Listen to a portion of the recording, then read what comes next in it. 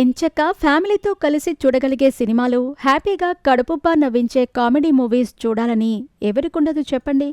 ఇలాంటి సినిమాలతో 2 గంటల పాటు టెన్షన్స్ మరిచి సరదాగా నవ్వుకోవచ్చు. అలా అనుకునే వారి కోసమే ఈ మూవీ సజెషన్. జయం రవి నటించిన ఈ కామెడీ మూవీ ఏ ఓటీటీలో ఉందో చూసేద్దాం పదండి. ఇప్పుడు మనం మాట్లాడుకుంటున్న మూవీలో తమిళ స్టార్ జయం రవి హీరోగా నటించాడు. ఈ మూవీ పేరు బ్రదర్. 2024 అక్టోబర్లో థియేటర్స్లోకి వచ్చిన ఈ మూవీ అదే ఏడాది నవంబర్ 29 నుంచి జీ5లో స్ట్రీమింగ్ అవుతోంది.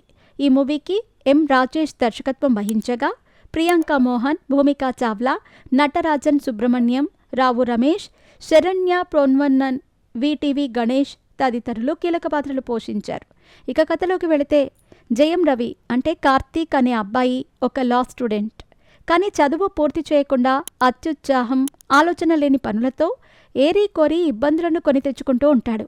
చెన్నైలో తన తల్లిదండ్రులైన కుమారస్వామి, సరస్వతి దగ్గరే నివసించే కార్తీక్ స్థానిక అపార్ట్మెంట్ అసోసియేషన్ను సంప్రదించకుండా ఒక డెమొలిషన్ ఆర్డర్ తెప్పించి తన కుటుంబానికి సమస్యలు సృష్టిస్తాడు.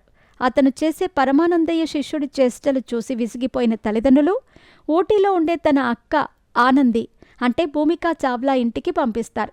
ఆమె అతన్ని చక్కదిద్దుతుందేమో అనే ఆశతో ఉంటారు తల్లిదండ్రులు. ఆనంది, ఆమె భర్త అరవింద్, నటరాజన్ సుబ్రహ్మణ్యం, అరవింద్ తల్లిదండ్రులైన శివగురునాథన్ అంటే రావు రమేష్, హేమమాలినితో కలిసి ఊటీలో ఉంటుంది. శివగురునాథన్ ఒక అహంకార కలెక్టర్. ఇంట్లో కఠినమైన రూల్స్ పెడతాడు. కానీ ఈ తలతిక్క కార్తీక్ చేసే పిచ్చి పనులతో ఇక్కడ కూడా సమస్యలు మొదలవుతాయి. ఫ్యామిలీ డిన్నర్ను నాశనం చేస్తాడు. హాస్పిటల్ బౌన్సర్గా, పీటీ ఇన్స్ట్రక్టర్గా ఉద్యోగాలు చేయలేకపోతాడు. శివగురునాథన్తో కార్తీక్కు జరిగే వాదన ఆనంది, అరవింద్ కుటుంబాల మధ్య విభేదాలకు కారణమవుతుంది.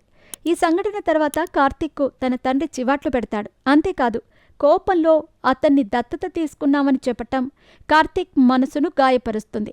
ఆ తర్వాత కార్తీక్ ఎలాంటి నిర్ణయం తీసుకుంటాడు? ఇప్పటికైనా అతనిలో మార్పు వస్తుందా? అర్చన ఎవరు? చివరికి ఫ్యామిలీ అతన్ని చేరదీస్తుందా లేదా అనేది తెరపై చూడాల్సిందే.